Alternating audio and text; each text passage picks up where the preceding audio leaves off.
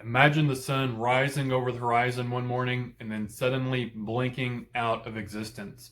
You and the entire world as you know it is plunged into utter darkness. That's what we're going to talk about today, so come back after the intro.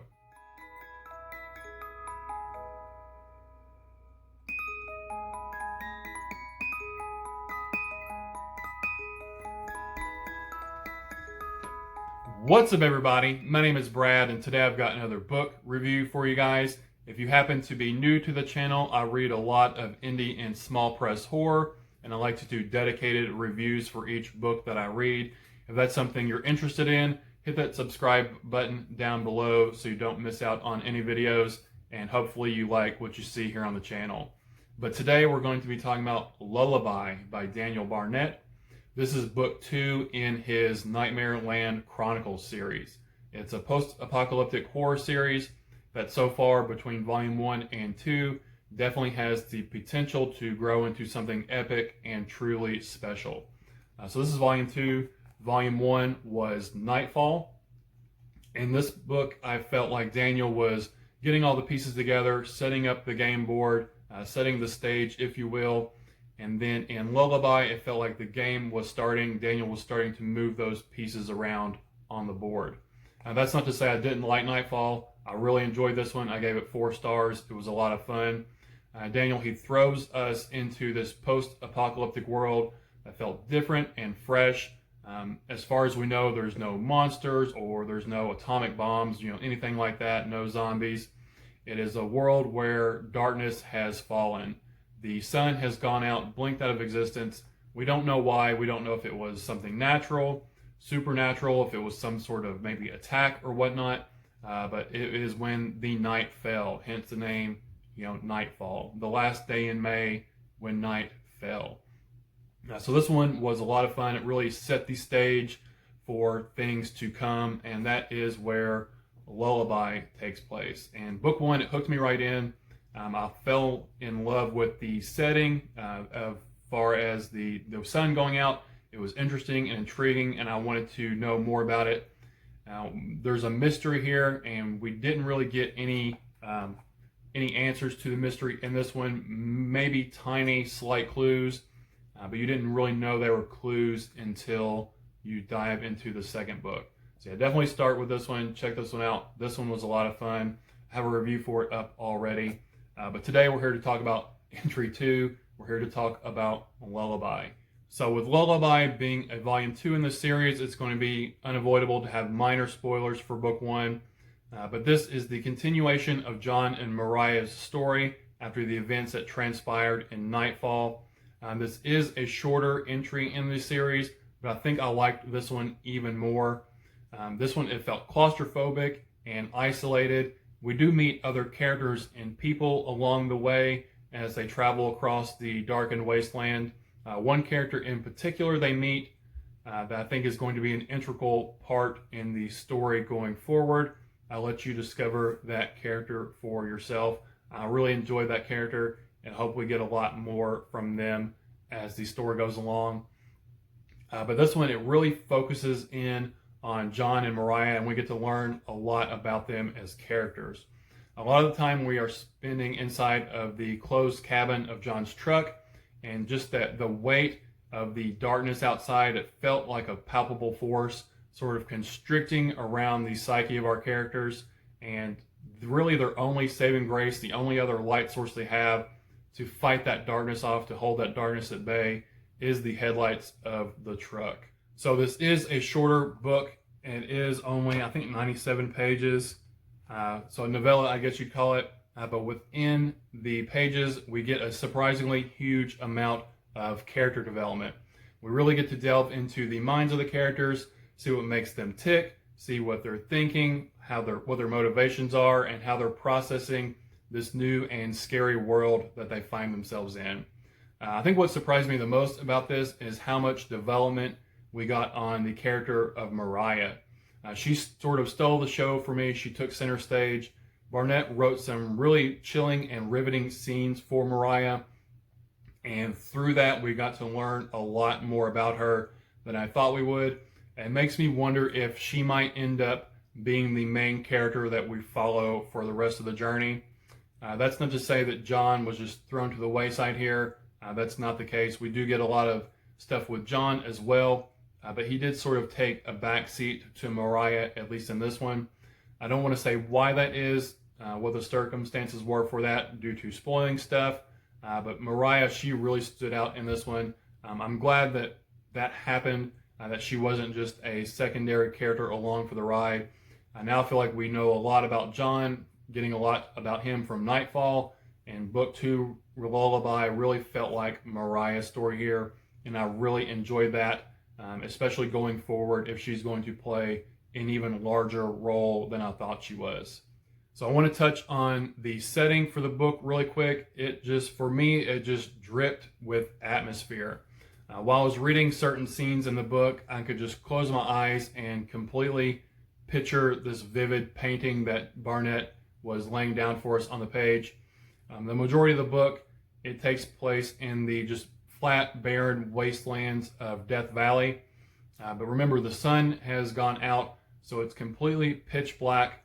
Really the only other light source besides the headlights of the truck is on the mountainous horizons. There's a forest fire going. So there's that slight orange glow way off in the distance.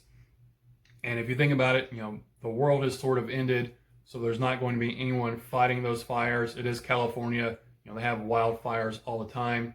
So there's that slight, just eerie glow way off in the distance.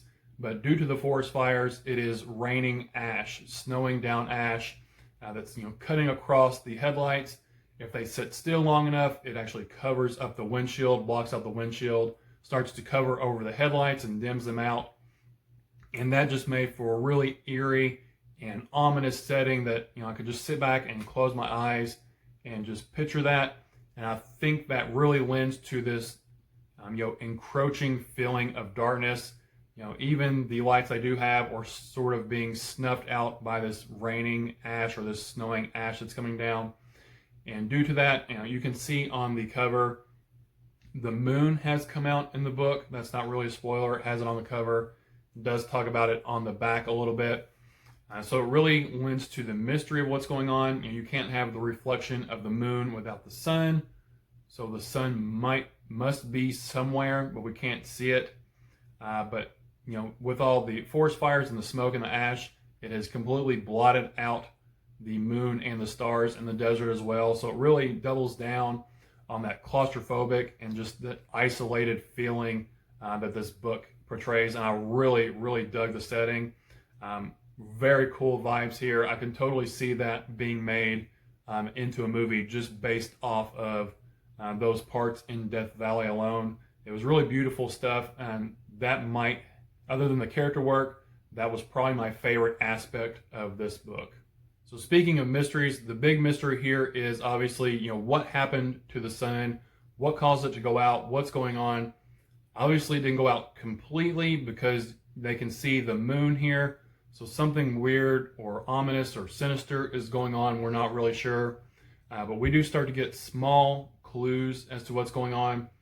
Bits and pieces of the puzzle start to emerge here, but we still don't know how all the pieces fit together. And a lot of the pieces are still lost in the darkness, waiting to be uncovered. But I'm completely captivated with the story and this mystery that's going on. I've already donned my tinfoil hat and fell down the conspiracy theory well, if you will, with some friends, mainly Leslie from the Nerd Narrative. She's read it as well, and we were just shooting theories back and forth about what's going on, what we think's happening, and whatnot. But there is something more to it. I don't want to say a lot of it is revealed in here. It definitely went a direction I wasn't expecting after reading Nightfall. But looking back, there was one or two clues in Nightfall that alluded to sort of the events in this one. But it's still, like I said, it's a puzzle.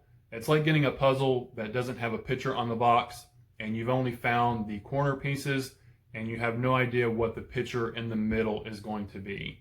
So as with Nightfall, Lullaby is gorgeously written.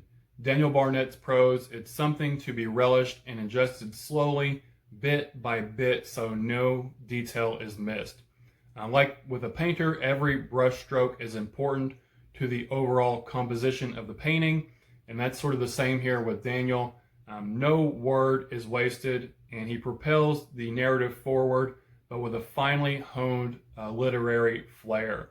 And speaking of painters, the artwork on the cover for this one, and if I can pick it up, for Nightfall, both of them are Daniel Serra covers, and the cover art is amazing, and it really lends to I think the style that Daniel Barnett writes. It's just a gorgeous style. He has beautiful writing.